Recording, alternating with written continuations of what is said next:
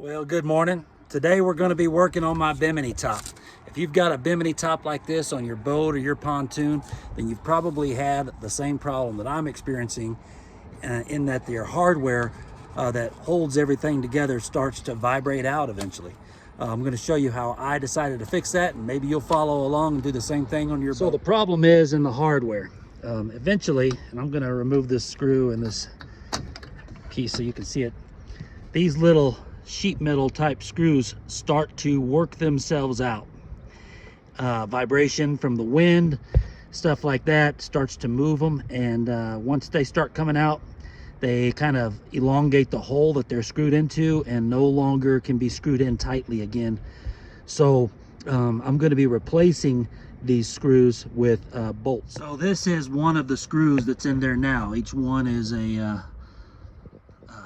little screw that looks like that. It's got a washer underneath it, and it basically has a self-cutting end, and they just use that at the factory, I guess, to drill through that tubular aluminum, and all that's holding that in are these little threads into your aluminum. What I'm going to replace it with is this hardware right here. So I'm going to put the details for this into the comments if you need them. But this is a number 10 to 24 by 1 3/4 inch hex cap screw. It's stainless steel. It's got coarse threads. With it, I've got a number 10 by 7/16 inch flathead washers. There's going to be one underneath the head and one at the bottom between the end and this nut. And the nuts that I chose to go with have the nylon inserts, so they're lock nuts. So these are 10 to 24 nylon insert lock nuts, coarse thread, and they're also stainless steel. If you end up getting a longer bolt, you'll have some threads that are going to extend past the little nylon nut on the end, leaving you some like a sharp point. And if that happens, you might want to consider using one of these little acorn nuts to cap off the end to make a smooth surface so that, you know, people don't catch themselves on the end of that nut.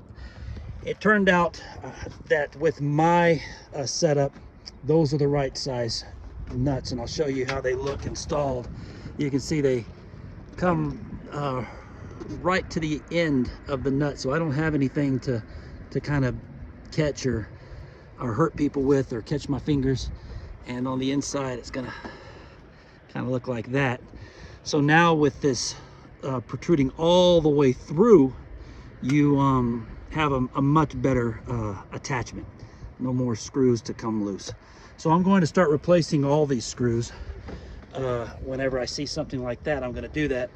The other thing I'm going to be doing involves just using some Loctite to go into the threads of some of these pivot points that seem to work themselves out over time.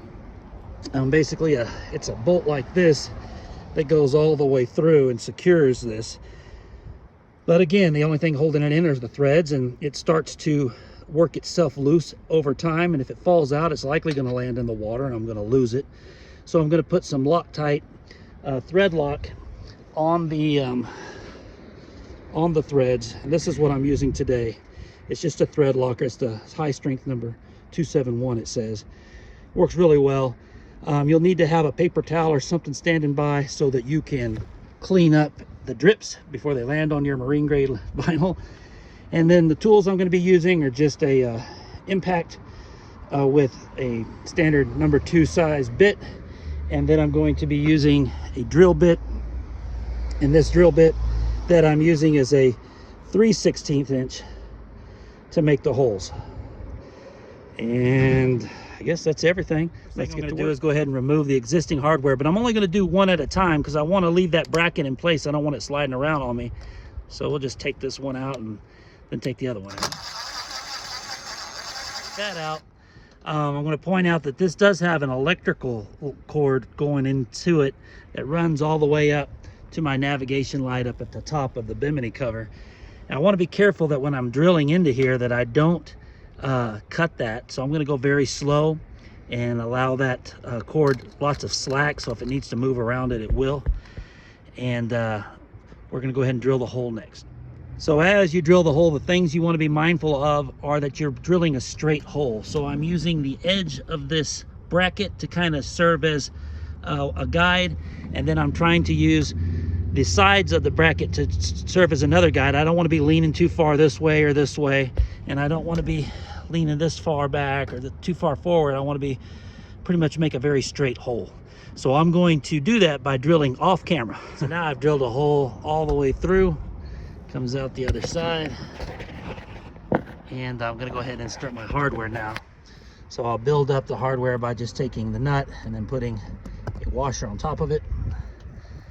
I'm just going to go ahead and put that inside my new hole, wiggle it around until it goes all the way through, and then put the nut on the other side. My nut now, I'm sorry, my bolt going through with the washer underneath the head. It's coming through on the bottom there. It's kind of blurry, but you can make it out. And then I'm going to go ahead and now attach another washer and my nylon locking nut. Next step is to go ahead and use a box end wrench and a socket wrench to go ahead and tighten all this up. One point on tightening up, you don't want to tighten it up too much, because as you tighten this, these two pieces start to come together slowly. And if they come together too much, you won't be able to fit your tube back in there. So you want to make sure you don't over tighten it. Okay, now with that nut in there, I'm just going to go ahead and remove this screw and repeat the process. I've drilled the second hole, and to make sure that I haven't damaged this electrical cord that's running through it, I'm going to go ahead and turn on my navigation lights, and then I'm going to go check my navigation, and I can see that the light lights up in there, so we're still good. Now that we've confirmed there's no damage to that wire, I'm going to go ahead and install another piece of hardware in there. Now when you go to reinstall your pivot point right here, this bolt, you're going to find that you're going to run into a lot of trash inside the hole. You see all that aluminum shavings in there? That's the shavings from all the screwing, or I guess the drilling that I've done and the factory did. So the easiest way to get that out is going to be just to remove this cover on the bottom.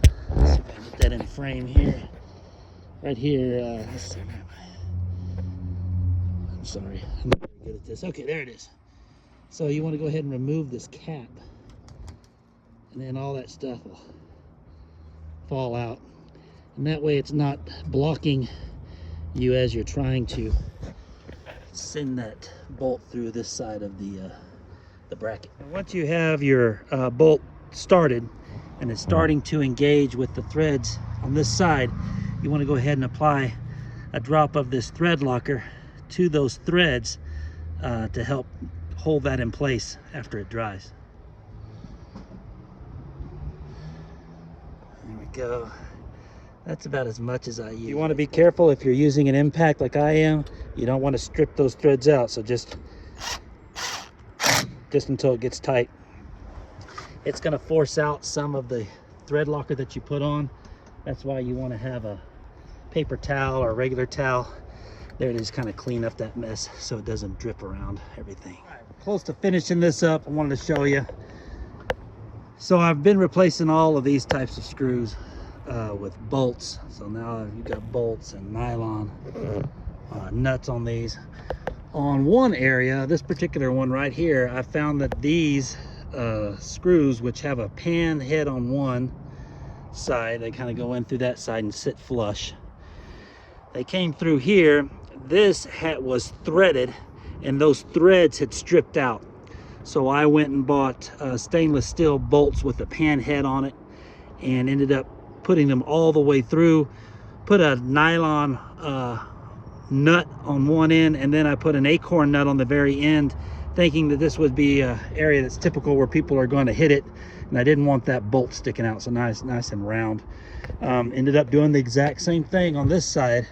So if this little small piece on yours is starting to strip out right here where this bolt will no longer tighten, or if it does, it just spins inside the hole, go ahead and replace it with a bolt, and I'll put the sizes and everything that I use down in the comment section. So with that one now attached with bolts instead of screws, it kind of looks like this. threads don't protrude too far out, so it's nice and smooth. And I'm gonna go ahead and move around the boat and find other ones like these down in here and these down in here. There are going to be some areas where you're drilling through two sides of a bracket, and there's going to be other areas where the bracket only has one side. It doesn't go completely around.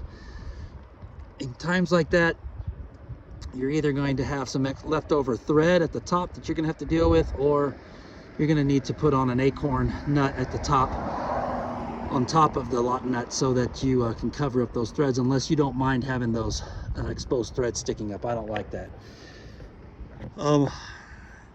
If you have any questions about this video, please leave me a comment, and I really appreciate you watching. Please like and subscribe. It helps us out. Thanks. Bye-bye.